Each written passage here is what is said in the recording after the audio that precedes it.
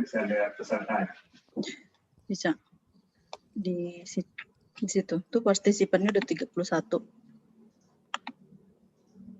Keabas masuk. Aduh, gugukin lagi.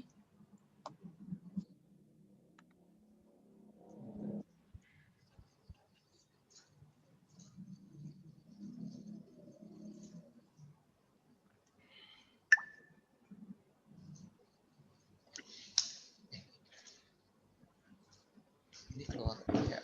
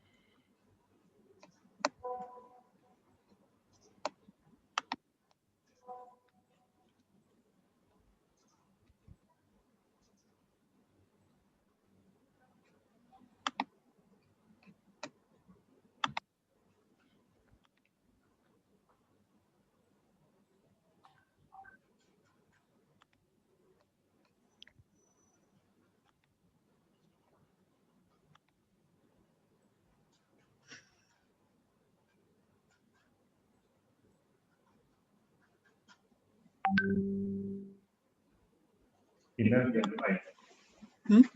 Jangan dia kalau bisa.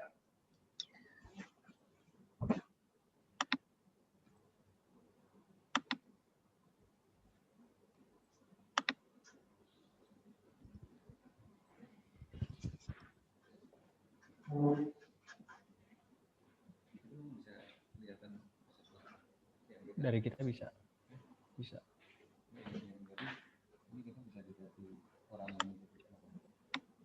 Kalau audiens nggak bisa lihat, kita doang yang bisa.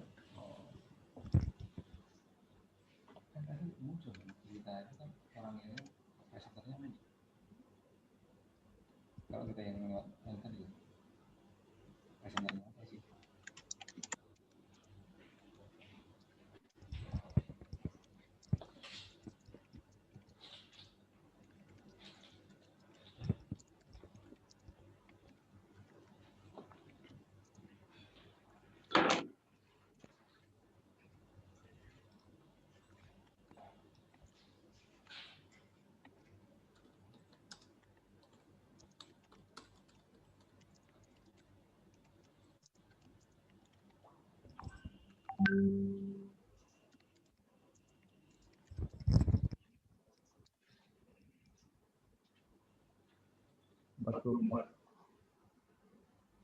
Oke.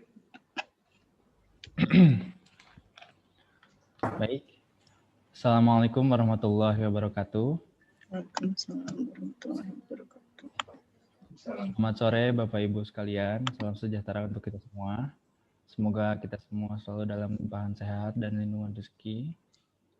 Selamat datang saya ucapkan di Virtual Event Lab Indonesia dan selamat datang di seminar kami yang diselenggarakan oleh Prolabios dan Bioendo dengan judul Pengujian Endotoksin Bakteri menurut Farmakope. Saya Ikrar, mewakili Prolabios, akan membantu jalannya seminar kali ini. Untuk sesi seminar, presentasi sampai sesi tanya jawab akan berlangsung dalam total waktu 45 menit dihitung sejak pembukaan berlangsung. Kemudian, apabila Bapak Ibu sekalian memiliki pertanyaan yang ingin disampaikan, bisa langsung disampaikan melalui kolom Q&A atau juga di kolom chat. Mohon juga dituliskan alamat, email, serta nomor handphone yang aktif saat mengajukan pertanyaan untuk kami follow up lebih lanjut. Selain itu, apabila Bapak Ibu sekalian mempunyai pertanyaan di luar waktu seminar, dapat langsung disampaikan melalui email ke lisa@prolabios.com. Pada seminar sore hari ini, kami mengundang narasumber Ibu Marlia Singgih. Berikut saya perkenalkan sedikit tentang beliau. Beliau lahir di Jakarta tanggal 19 Juli 1963. Saat ini beliau tinggal di Bandung. Beliau adalah guru besar Sekolah Farmasi Institut Teknologi Bogor, bidang mikrobiologi farmasi. Untuk riwayat pendidikan, beliau telah menyelesaikan pendidikan S1 dan profesi di Institut Teknologi Bandung. Kemudian, meraih gelar PhD di bidang Applied Microbiology pada tahun 1994 di University of Strathclyde Glasgow di UK. Kemudian, riwayat pekerjaan beliau adalah pernah menjabat sebagai Quality Control Manager di Procter & Gamble Indonesia pada tahun 1987 sampai 1989. Kemudian beliau juga menjadi dosen di Sekolah Farmasi Institut Teknologi Bogor sejak tahun 1989 sampai sekarang. Beliau juga menjabat sebagai Wakil Dekan Sekolah Farmasi ITB pada masa 2015 sampai 2020. Untuk riwayat pelayanan masyarakat, beliau merupakan penerjemah ahli pada audit WHO di PT Bio Farma Bandung. Kemudian beliau juga merupakan narasumber bidang mikrobiologi dan toksikologi P3OMN RI Lab Mikrobiologi dan Lab Toksikologi. Untuk selanjutnya, saya serahkan kepada Ibu Marlia untuk menyampaikan materinya. Terima kasih. Oke, baik, terima kasih Mas Ikrar. Tadi sudah disampaikan sekilas tentang perkenalan saya ya untuk para partisipan. Dan mungkin koreksi sedikit, tadi saya bukan di Bogor tapi di Institut Teknologi Bandung ya, iya. di Bogor. Ya baik, Bapak Ibu sekalian, terima kasih telah hadir dalam acara seminar hari ini. Saya mengucapkan terima kasih kepada rekan saya, Ibu Lisa dan Pak Sandi yang telah mensupport webinar ini untuk topik uji endotoksin dengan sangat bersemangat sekali. Baik, saya akan coba untuk share screen. Mohon izin. Oke, apakah sudah terlihat? Sudah, Ibu. Sudah, Bu. Baik, saya akan slideshow-kan. Ya. Mungkin ada sedikit hitam-hitam gitu di sini ya. Oke, baik. Terima kasih. Dalam slide pertama ini saya ucapkan sekali lagi terima kasih kepada Ibu Lisa dan Pak Sandi dari PT Prola Biosmita Analytica yang menyebabkan acara ini dapat terlaksana.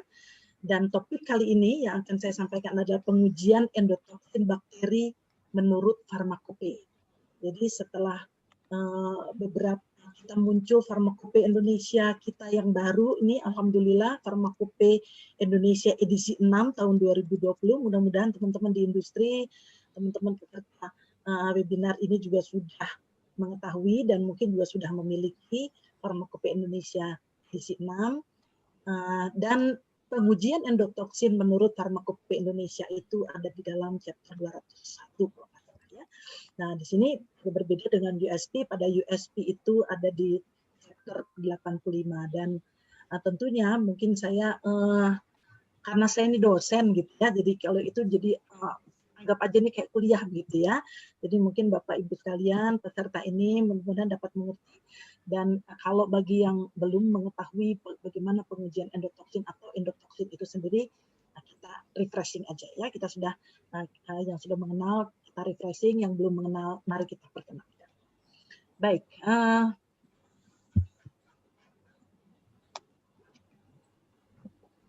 oke. Kita ingin mengenal apa itu endotoksin bakteri dan mengapa di dalam Farmakope ada mengenai pengujian endotoksin di produk farmasi.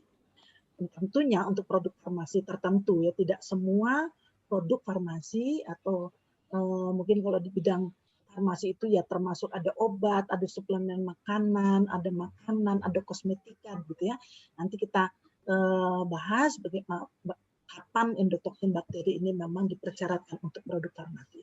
Jadi endotoksin sendiri itu kalau kita lihat dari katanya, gitu ya, ada kata endo yang berarti dalam, gitu ya. Biasanya lawannya nih exo, gitu ya, endo dan exo. Jadi endotoksin itu berarti racun atau toksik, begitu ya, sesuatu yang dapat menyebabkan toksik. Sehingga endotoksin bakteri itu yang biasanya ada di bakteri gram negatif itu adalah toksin yang ada di dalam sel bakteri itu sendiri. Ya. Jadi kalau kita lihat struktur endotoksin bakteri, maka endotoksin itu merupakan bagian dari lipopolisakarida pada dinding sel bakteri. Ya. Jadi kita kenal ada istilah lipopolisakarida, di mana itu senyawa polisakarida yang bergabung dengan senyawa lipo, begitu ya. Dan ini dinding sel bakteri gram negatif itu yang kita kenal dengan lipopolisakarida. Agak berbeda dengan bakteri gram positif, ya, karena bakteri gram positif itu dinding selnya lebih tebal dan umumnya terdiri dari selain peptidoglikan juga asam teikoat, ya. Jadi kalau di gram negatif ini kita ada lipopolisacaridanya yang ini nanti bersifat endotoksin, ya. Jadi di sini kenapa sih kok dia bersifat toksik begitu ya? Jadi kalau bakteri gram negatif itu sebenarnya kalau dalam bentuk gram negatif dengan utuh sel membrannya dia ya bersifat patogen misalnya dalam tubuh kita kalau dia kemudian mengeluarkan metabolit-metabolitnya yang toksik. Namun si bakteri gram negatif ini kalau misalnya dia itu selnya, ya, dalam hal ini kalau misalnya kita membuat produk farmasi steril, kemudian kita panaskan pada suhu sterilisasi 127 derajat selama 15 menit, maka tujuan kita melakukan sterilisasi itu adalah untuk menghilangkan bakterinya. Ya, jadi kita menghilangkan mikroorganisme yang ada di dalam produk kita. Tapi setelah kemudian dia disterilkan dengan panas, bakterinya mati, bakterinya itu ya kita sebut fesis. Dan bagian lipopolisakarida pada gram negatif inilah yang kemudian akan keluar atau berada di dalam produk farmasi steril kita itu.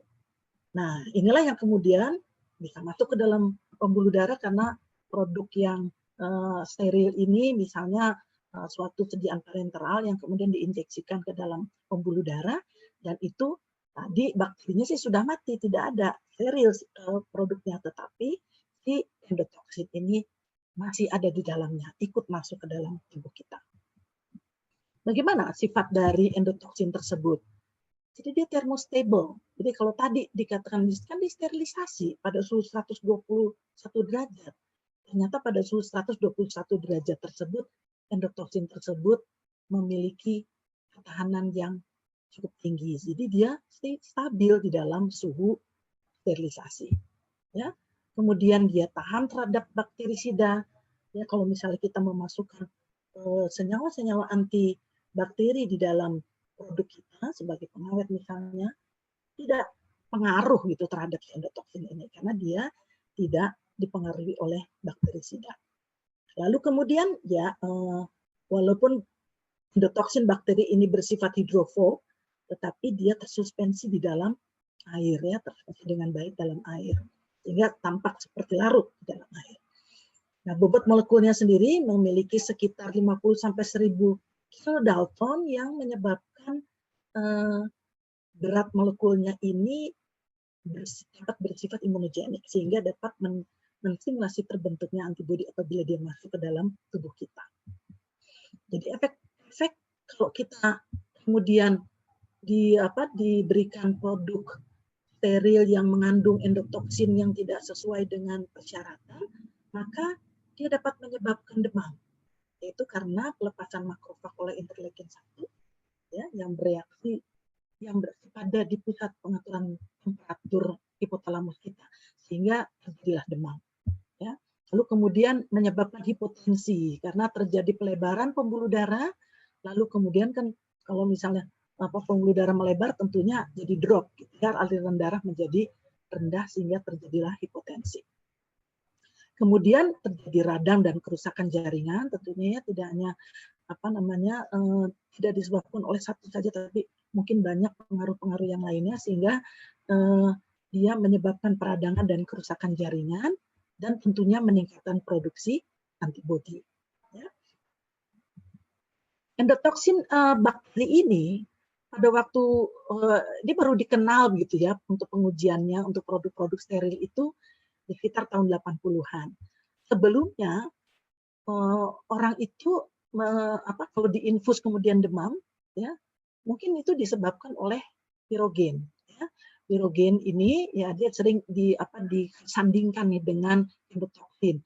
Apa itu pirogen? Jadi kita mengenal juga ada pirogen ya. Jadi pirogen itu kalau dari katanya pyro itu panas, gen itu dari generator. Jadi artinya pyrogenerator. Jadi dia menginduksi atau dapat menyebabkan terjadinya panas. Nah, berarti ini berarti senyawa pirogen itu sama dong dengan endotoksin bakteri dapat menyebabkan demam kalau masuk ke dalam tubuh kita. Ya, jadi yang namanya endotoksin itu adalah suatu pirogen, tetapi pirogen itu belum tentu endotoksin. Ya.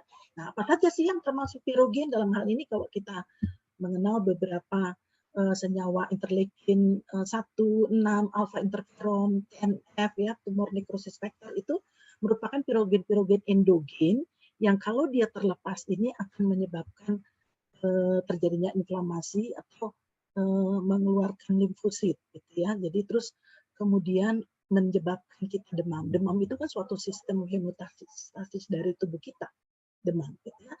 Lalu kemudian kalau misalnya itu dari pirogen dari luar, salah satunya adalah endotoksin, kemudian mungkin virus-virus dan beta glukan. Jadi ini adalah kita bisa dapat membedakannya antara pirogen dan endotoksin. Di USP sendiri, United States Pharmacopoeia Amerika Serikat, uji pirogen tersebut ada di dalam chapter 151, ya. Sedangkan uji endotoksin itu ada di dalam USP dalam chapter 85.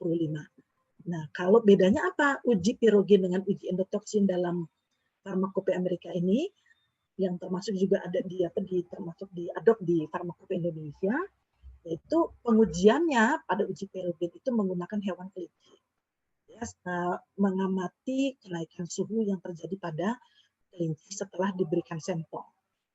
Kemudian kalau endotoksin pengujiannya tidak menggunakan hewan, tetapi menggunakan amoebosit lisat dari kepiting tapal kuda ya sebagai reaksinya yang akan mendeteksi adanya endotoksin.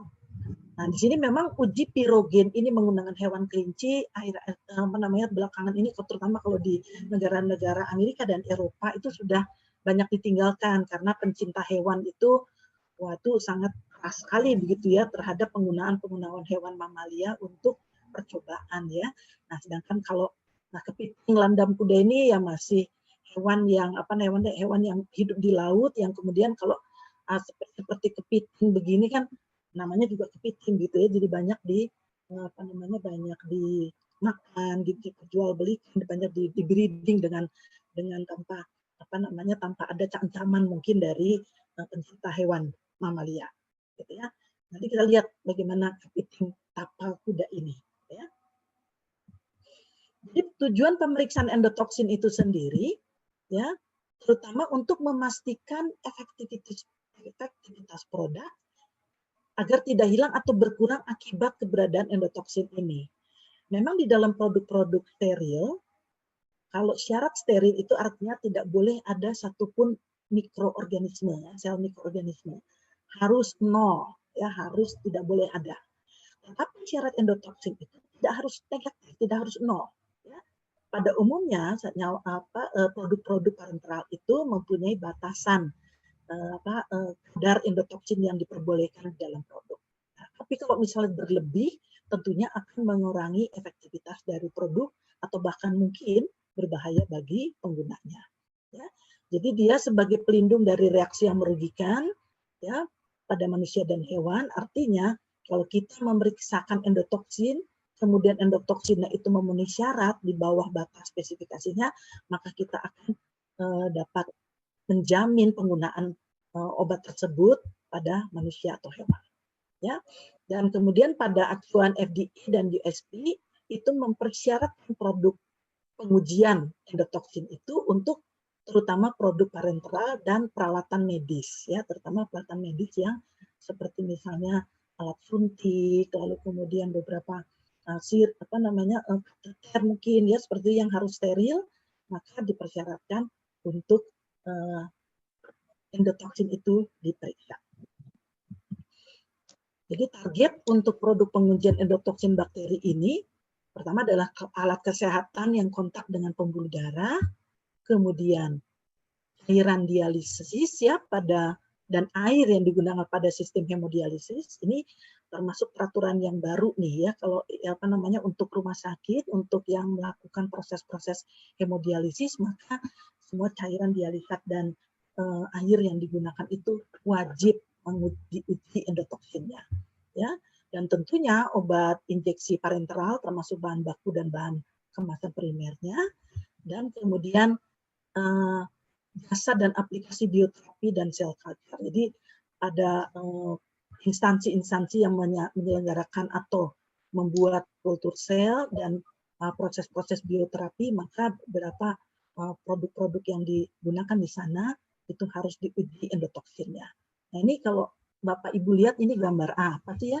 Ini adalah gambar kepiting landam kudanya itu. Ya, jadi ini kepiting tapal kuda yang agak sedikit berbeda dengan kepiting biasa. Nah sebenarnya pada dasarnya dia bukan keluarga kepiting, tetapi dia termasuk relasi dari African wolf spider. Jadi laba-laba giant. Ya, nah, dia yang hidup di air. Oleh karena itu misinterpretasi begitu ya, jadi dia mirip seperti kepiting. Kita sebut juga crab, horseshoe crab, gitu ya, walaupun kenyataannya berbeda kerabatnya. Nah, tadi kan saya sampaikan bahwa bagaimana endotoksin itu bisa berada di dalam produk kita. Ya, jadi dari kalau kita ingin membuat produk yang harus steril ya, pada proses sterilisasi untuk produk-produk injeksi itu umumnya hampir kebanyakan dari produk-produk itu disterilisasi dengan cara penggunaan panas, yaitu ada sterilisasi akhir di mana uap panas 121 derajat 15 menit. Nah ini kita sebut sebagai sterilisasi akhir di mana bakteri gram negatif yang mungkin ada dalam produk akan mati. Gitu ya. Tetapi kalau tadi dikatakan bahwa ya kalau dia mati maka akan terjadi pecah, selnya tuh pecah, gitu ya, karena kena panas maka dia akan burst gitu ya, lisis, dan disitulah endotoksin terlepas dan akan tertinggal di dalam produk. Oleh karena itu sekarang itu pembuatan produk-produk steril ya, produk-produk farmasi steril itu ada tahapan setelah proses sterilisasi, maka ada proses penghilangan endotoksin, yaitu misalnya dengan cara penjerapan dengan karbon aktif misalnya seperti itu, sehingga diharapkan endotoksin yang ada dalam yang mungkin terlepas dari bakteri gram negatif itu akan hilang. Ya. Jadi endotoksin itu karena memiliki sifat yang stabil terhadap panas atau heat stable, dan kemudian kalau misalnya kita ingin menghilangkan endotoksin tersebut tadi, ya kalau misalnya kita ingin menguji endotoksin dalam suatu produk, maka peralatan yang kita gunakan itu harus kita bebas pirogenkan atau kita sebut depirogenisasi. Ya, untuk apa? Supaya menghindari ada kejadian salah deteksi begitu, atau misalnya tabung yang kita pakai misalnya tidak disposable, maka pada waktu kita hanya cuci saja dan kemudian masih ada sisa endotoksin yang terdapat di dalamnya, maka itu akan mempengaruhi. Ya, oleh karena itu proses depirogenisasi itu dapat dilakukan pada suhu. Nah, rupanya dia tidak tahan nih ya, tidak tahan panas, tapi kalau suhunya 650 selama 1 menit atau 250 derajat selama 30 menit atau 180 selama 4 jam.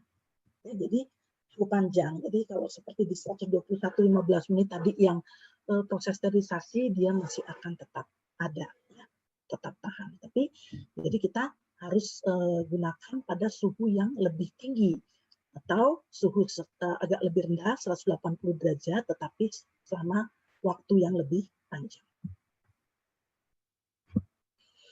Nah, jadi di dalam USP itu kita kenal di chapter 85 tentang bakteri endotoxin test.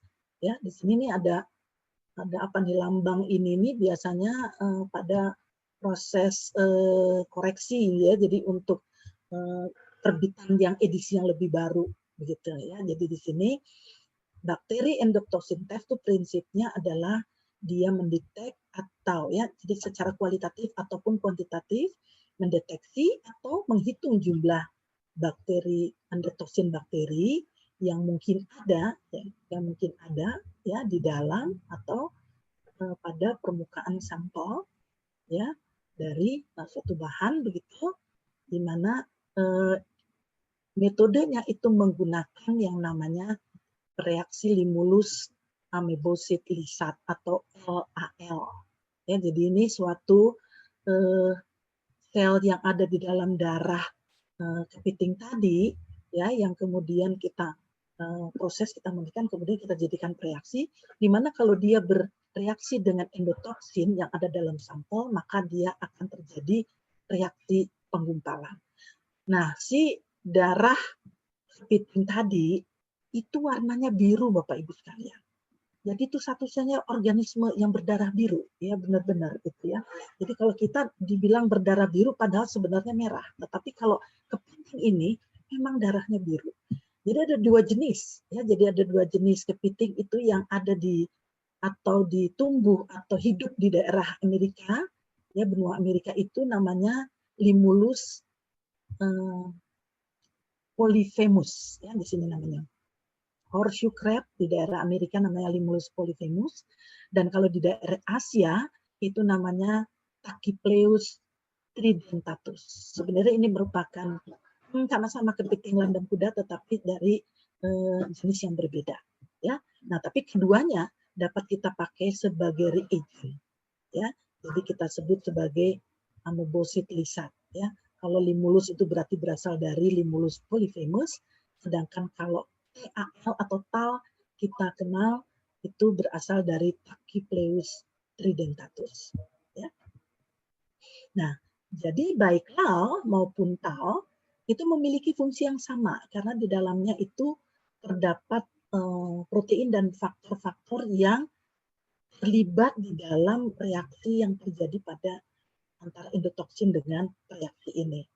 Jadi terutama tidak produk-produk yang harus steril dan terbatas endotoksinnya itu adalah sediaan-sediaan yang diberikan secara IV, ya intravena, produk-produk parenteral atau produk-produk biologi, gitu ya, alat-alat kesehatan, produk biologi misalnya vaksin, ada EPO dan sebagainya.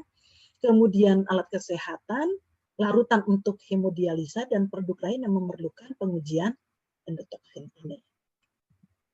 Jadi kalau kita lihat di peta dunia, maka si Limulus tachypleus itu memiliki ekosistem atau habitat di daerah Amerika sini. Jadi kalau itu di pantai timur Atlantik Amerika Serikat, ya, kemudian sampai ke semenanjung Yucatan Meksiko, ya ini ditemukan di sini. Jadi habitatnya di sini. Nah, sedangkan di daerah Asia, kepiting tapal kuda atau kepiting landam kuda di daerah Cina dan Jepang itu ada di daerah Asia Tenggara dan Asia Timur, termasuk Indonesia. Jadi ada di Cina, Indonesia, Jepang ya. Wah, ini berarti kalau ada di Indonesia berarti ini merupakan potensi yang cukup menjanjikan begitu ya. Kalau misalnya kita bisa kembangkan reaksi-reaksi ini dari hewan-hewan yang ada di perairan Indonesia. Oke. Nah, pengujian endotoksin itu sendiri di dunia ya yang masih dalam farmakope itu sebenarnya diawali di tahun 80 gitu. Jadi bakteri endotoxin test ini. Karena sebelumnya dari mulai sejak tahun 40 itu tadi jadi menggunakan kelinci gabung begitu ya, rabbit paragen test. Nah, kalau bakteri endotoxin kemudian di sejak tahun 80 diresmikan itu di USP pada chapter 85 khusus untuk bakteri endotoxin. Untuk spirogen sendiri masih tetap dilakukan tadi ya pada di farmakope itu ada untuk senyawa-senyawa penyebab demam yang bukan endotoxin bakteri. Ya. Jadi beberapa senyawa lain yang masih di Indonesia masih digunakan rabbit untuk pengujian demam ini. Ya. Nah, sedangkan untuk pengujian endotoxin sendiri itu ada beberapa cara, yaitu kalau yang kualitatif dan semi kuantitatif itu kita kenal dengan metode gel clot method, gitu ya. Kemudian kalau yang metode yang kuantitatif juga kita bisa menggunakan metode turbidimetri secara kinetik, gitu ya. Ini ada peralatannya kita bisa lihat di sini, jadi mesinnya dan instrumennya. Ya, kalau yang gel clot kita hanya gunakan tabung yang bebas pirogen, lalu kemudian apabila telah bereaksi antara endotoxin dengan pereaksinya akan terbentuk gel ya yang mengclotting gitu pada dasar tabung yang kalau kita balikan 180 derajat maka kalau reaksinya positif atau endotoxinnya positif maka dia berada di dasar tabungnya, akan tetap diam seperti itu. Kalau dia leleh atau kemudian dia jatuh, itu artinya negatif. Ya, jadi positif demikian. Nah, untuk kuantitatif kita juga ada berbagai metode, ya antara lain turbidimetrik tadi atau kromogenik. Di mana kromogenik itu juga kromo, jadi kita ada warna yang terbentuk pada akhir reaksi, yang kemudian bisa kita deteksi atau kita bisa ukur dengan alat spektro. Gitu ya. Jadi menggunakan pelat seperti ini ya, seperti 96W seperti uji ELISA begitu. Nah, tapi di sini kita gunakan reaksinya dengan pewarna atau dyes yang sesuai. Oke, ya. Jadi kita lihat dulu bagaimana sih terjadinya reaksi pada pengujian endotoxin itu. Ya, jadi di sini kita bisa lihat bahwa endotoxin yang ada di dalam sampel misalnya gitu ya, maka dia apabila kita reaksikan dengan reaksi LAL tadi, ya si amoebosid lisat itu, maka dia akan memicu atau menginduksi, ya mengaktifasi faktor C yang ada. Nah ini ada faktor B, faktor C dan faktor macam-macam gitu ya di dalam itu. Mungkin tidak perlu saya jelaskan di sini, panjang sekali. Nah setelah mengaktifkan faktor C ini, maka faktor B juga ikut terpicu, teraktivasi. Cascade ya, jadi bertingkat. Kemudian faktor B ini akan juga memicu atau menginduksi kerja dari pro-clotting enzyme, di mana clotting enzyme itu ya ada berbagai macam. Salah satunya adalah koagulase, di mana kemudian koagulase itu akan menjendal ya membentuk koagulen dan koagulin. Nah, koagulin inilah yang kemudian dibaca sebagai clotting yang gelatinous ya, terbentuk gel clot. Yang tadi ya gambarnya kita bisa lihat tadi punten sebentar. Nah, ini tadi ya. Jadi tabung kemudian terjadi penggumpalan di dasar tabung ini sudah dibalik, posisinya sudah dibalik gitu ya. Nah, gel clot terjadinya ya. Kemudian dari gel clot ini sebenarnya ini kita bisa secara kualitatif ya. Oh, berarti ada nih endotoxinnya positif. Nah, kemudian kita juga bisa menghitung secara kuantitatif menggunakan turbidimetri method, di mana kekeruhan yang terjadi itu ya secara dari waktu ke waktu itu dapat dihitung. Jadi kita dapat mengukur satu parameter lain yaitu gelatination time. Jadi waktu terjadinya gelatin itu tadi, gitu ya, penggumpalan tadi. Itu tadi secara kualitatif. Tapi kalau misalnya diperlukan secara kuantitatif, maka di sini si koagulase ini maka akan melalui jalur yang ini. Ada ditambahkan suatu reaksi namanya para nitroanilin gitu ya, yang akan berwarna kuning di lambda maksimum 405 nanometer. Nanti kemudian intensitas warna inilah yang dapat kita ukur, dapat kemudian kita konversi dengan berapa jumlah endotoksin yang ada. Ya. Selain itu kita juga dapat menggunakan reaksi diazo, ya di sini ada diazo reagent 1, 2, and 3, di mana kemudian dia akan membentuk suatu campuran warna magenta gitu ya, sekitar warna pada di mana dapat kita ukur pada lambda 545 nanometer. Nah, jadi ini adalah rangkaian reaksi yang terjadi ya, jadi kita dapat melakukannya dengan cara kualitatif maupun kuantitatif. Nah, tapi tentunya tidak semudah itu, gitu ya. Jadi panjang sebenarnya tahapan untuk kita menguji endotoksin ini. Tetapi tentu saja kalau buat Bapak Ibu sebagai produsen produk farmasi yang dipersyaratkan uji endotoksinnya, maka mau tidak mau, daik tedaik kalau bahasa Sundanya, itu harus melakukan uji endotoksin ini.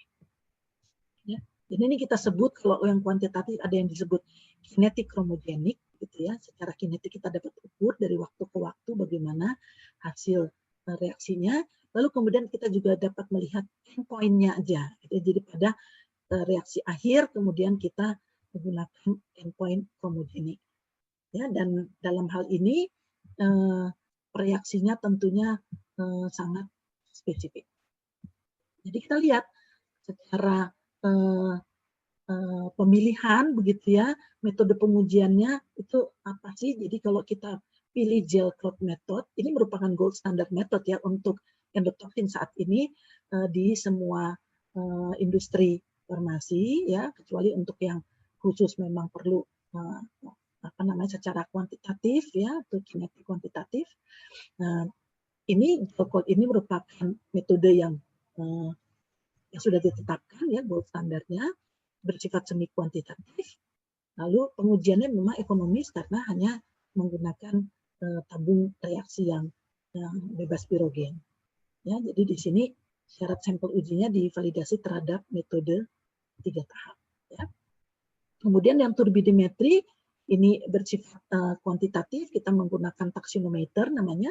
Kemudian ya ini tadi jadi membutuhkan instrumen tadi ya, taksinometer, suatu alat yang dapat kemudian membaca ada sumber radiasinya mengenai turbidity-nya pada 340 nanometer, lalu kemudian kita ukur berapa intensitas atau absorbansnya.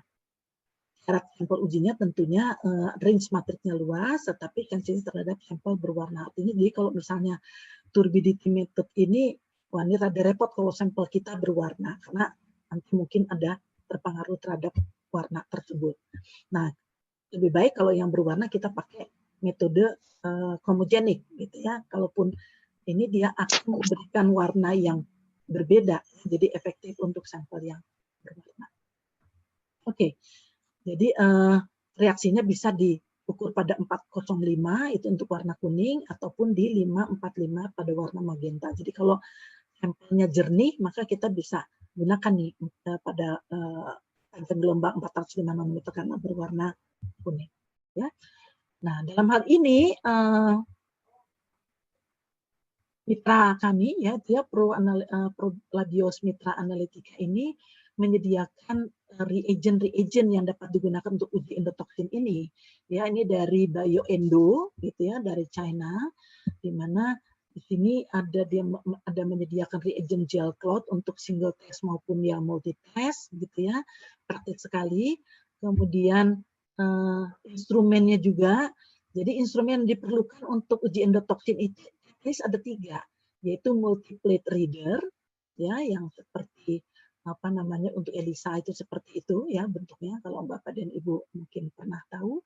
Kemudian inkubator, nah inkubator ini ada yang dry bath ya, ada yang wet juga gitu ya. Jadi bisa kita menggunakan water bath atau kita bisa menggunakan water bath ini yang kering gitu ya. Jadi nanti tabung-tabungnya dimasukin di situ. Ya, kemudian yang penting juga karena endotoksin, reaksi endotoksin itu berupa gumpalan begitu ya, yang kalau misalnya untuk kuantitatif atau berbentuk kekeruhan, maka perlu kita gunakan vortex mixer untuk homogenisasi. Ya, kemudian ada reagen-reagen kuantitatif di sini untuk tujuan turbidimetri, homogenik ya, dan pelengkapnya antara lain banyak sekali begitu ya. Jadi seperti alat-alat gelasnya, alat-alat plastiknya yang bebas endotoksin gitu ya. Kemudian standar-standarnya seperti ini kan kontrol standar endotoksin gitu, dan buffer-buffernya. Ya, nanti mungkin memang pada hari ini kita tidak bisa membahas sangat detail tentang uji endotoksin ini, tapi di 2 slide terakhir ini saya akan jelaskan bahwa yang gold standard atau gel cloth ya, di sini kebetulan ini Pak Sandi ini ya, yang dari Prolabios ini melakukan pelatihan di China gitu ya, itu di di Bio Indonya sendiri ya. Jadi kita lakukan pengujian dengan mencampur reagen dengan sampelnya ya, sebenarnya sederhana saja, tetapi tentunya harus dilakukan beberapa pengenceran dan sebagainya. Lalu kemudian yang strict juga ini adalah suhunya harus di 37 plus minus 1 ya, ini sangat strict derajat Celcius. Kemudian pada selama 60 menit plus minus 2 menit. Jadi kalau gel yang terbentuk pada tetap kokoh setelah tabung di balik 180 derajat, maka kita nyatakan endotoksin tersebut positif. Ya, sedangkan kalau negatif apabila dia ngagelayer lah di bahasa Sundanya tuh ya, jadi dia cair begitu atau dia jatuh. Oke. Nah, tetapi ini yang penting di sini ada kata ini nih ya keywordnya, bahwa endotoksin itu dapat menjendal seperti yang kita maksud, atau kemudian kita dapat mendeteksi ada endotoksin apabila reaksinya itu yang kita gunakan itu memenuhi nilai sensitivitas tertentu. Dan itu harus dinyatakan di dalam label reagennya. Ya. Nah, jika terjadi reaksi positif, maka kita nyatakan endotoksin itu positif karena kadarnya itu atau jumlah endotoksinnya itu kira-kira bahwa kandungan endotoksin pada sampel kurang dari sensitivitas reagen yang tercantum atau yang lebih ya, gitu ya maksudnya ya. Jadi bahwa endotoksinnya itu positif kalau misalnya dia kan itu ada persyaratan. Nanti kita lihat ini. Jadi tahapan uji gel cloth method ini ya, jadi ada tabel yang kita harus bikin dalam Excel mungkin ya, sudah mungkin dapat dibuat. Jadi nanti kita harus melakukan yang namanya konfirmasi sensitivitas reagen itu. Ya, jadi sensitivitas reagen itu tercantum dalam si sertifikat analisis dalam satuan EU endotoksin unit per mililiter atau kita sebut lambda, di mana persyaratannya itu harus berada di antara 2 lambda dan 0,5 lambda. Nah, ini mesti ceritanya panjang nih ya. Jadi pokoknya kita harus melakukan verifikasi dulu sebelum kita melakukan analisis rutin, di mana reaksi yang kita gunakan itu harus memenuhi syarat 2 lambda positif dan 1/4 lambda negatif. Ya, jadi berada di antara setengah lambda dan 2 lambda ini. Artinya dengan sensitivitas demikian, kita berharap bahwa sejumlah endotoksin yang ada di dalam itu dapat terdeteksi. Ya.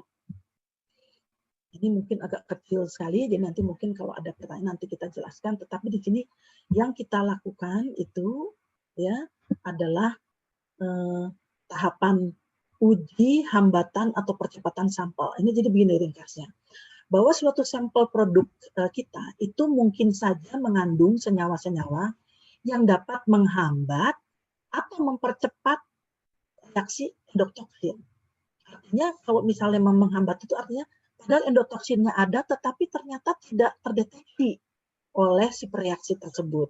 Padahal sudah 2 lambda misalnya gitu ya, sudah dibuatnya lebih pekat. Nah, kemudian ternyata negatif. Padahal kan persyaratannya dia harus menjendal nih positif ya. Kita coba dengan baku dulu begitu kan ya, dengan standarnya. Kalau 2 itu terjendal itu bagus. Tapi kemudian kalau misalnya sampel dengan tambahan endotoksin standar ini kemudian tidak menjendal, maka itu kita katakan bahwa ada yang menghambat. Ya, dalam hal ini kita harus melakukan treatment terhadap sampel tersebut dengan cara misalnya melakukan pengenceran yang tertentu. Ya, jadi ada nilai maksimumnya dari pengenceran sampelnya. Jadi di sini harus kita buktikan dulu. Jadi sebelum kita menguji sampel, maka kita harus perlu tahu apakah sampel tersebut mengandung zat pengganggu, faktor pengganggu enggak, yaitu apakah penghambatan atau percepatan. Ya.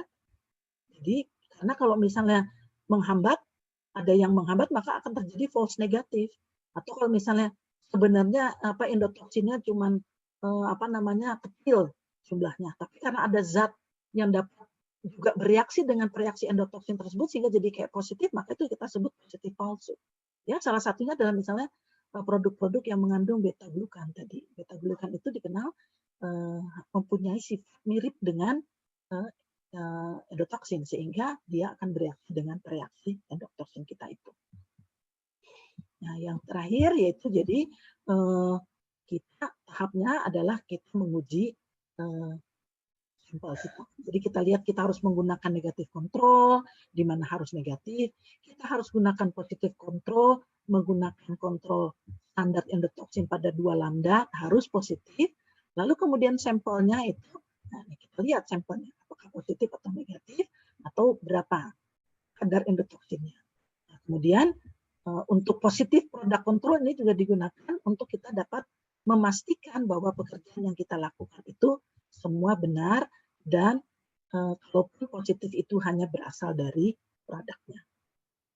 Ya, di sini limit test selain dilakukan untuk tahap terakhir validasi sampel, juga untuk aplikasi rutin dan apabila reaksi lulus validasi metode kita dapat menggunakannya untuk pekerjaan rutin. Ya, jadi tadi yang harus dilakukan adalah terhadap kontrol, negatif kontrol, positif kontrol, sampel, dan positif produk kontrol. Nah, ini terakhir slide ini adalah mengenai mungkin ya secara general kita kita sampaikan bahwa ada faktor-faktor apa sih yang mempengaruhi dalam pengujian endotoksin bakteri ini sehingga Bapak dan Ibu punya gambaran. Tentunya kalau nanti ingin melihat proses atau pengujian endotoksin bakteri ini secara lebih jelas, maka mungkin dapat mengontak Ibu Lisa ataupun Pak Sandi untuk penjelasan lebih detail. Baik ya, jadi bahwa umumnya pengujian optimal itu terjadi pada pH sekitar 6 dan 8. Jadi ini perlu diperhatikan bahwa semua reaksi air dan sebagainya yang kita gunakan ya itu berada pada pH netral. Nah, endotoksin itu secara umum bersifat hidrofob, oleh karena itu penggunaan mixer itu pada saat rekonstruksi itu dan pengenceran standar itu perlu dilakukan. Nah, perlu diperhatikan gitu. Jadi ada beberapa jenis atau waktu yang harus diperhatikan. Jadi misalnya kalau sampel harus misalnya di vortexnya sekian detik. Tapi ada misalnya reaksi lain yang tidak boleh dikocok atau tidak boleh di vortex gitu ya. Jadi nanti itu di dalam prosedur detailnya itu akan dapat terlihat di farmakope maupun di USP misalnya. Matriks sampel adalah faktor yang paling mempengaruhi terhadap validitas pengujian ya sekali lagi karena matriks itu dapat mempengaruhi atau dapat menjadi faktor pengganggu dari pengujian endotoksin ini. Jadi harus diperhatikan pengujian faktor penghambatan itu perlu dilakukan lebih dulu sebelum uji. Ya, zat di luar sampel tadi yang dapat mengganggu itu misalnya antara lain beta glukan. Jadi dan bioendo sendiri kebetulan dia mempunyai reagen yang dilengkapi dengan anti beta glukan sehingga jangan khawatir untuk adanya pengaruh dari beta glukan. Ya.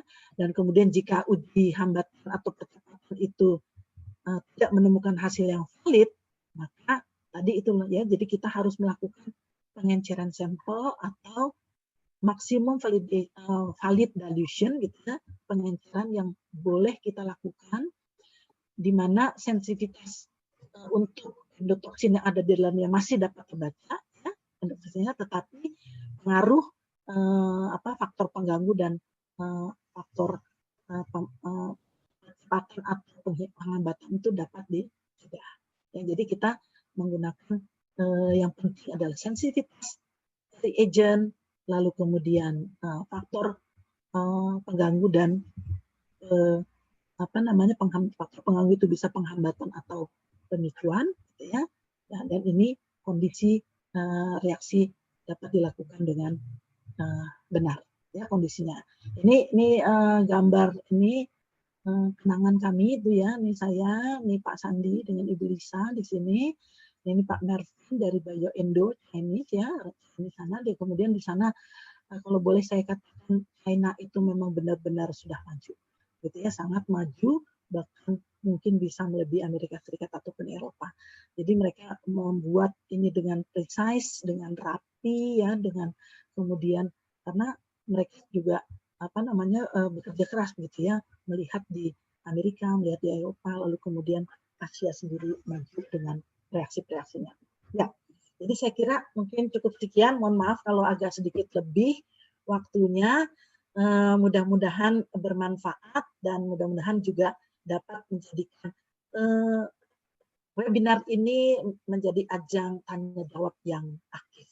Oke, saya kembalikan kepada Mas Ikrar dan Ibu Lisa. Saya stop share-nya ya. Sorry. Baik, luar biasa sekali. Terima kasih Ibu Lia atas sesi seminarnya yang luar biasa. Kemudian untuk pertanyaan-pertanyaan yang belum sempat terjawab, silahkan hubungi kami di www.prolabios.com. Mengingat sesi seminar yang sudah melewati batasnya, saya ucapkan juga terima kasih kepada event organizer. Terima kasih banyak.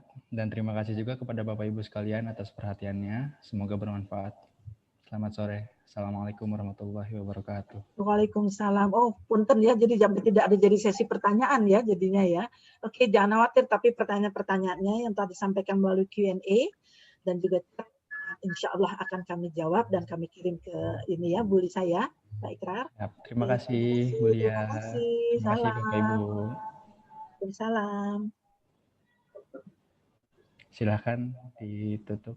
Oke ya, saya live ya, kalau gitu ya, izin ya. Terima kasih semua Bapak Ibu sekalian.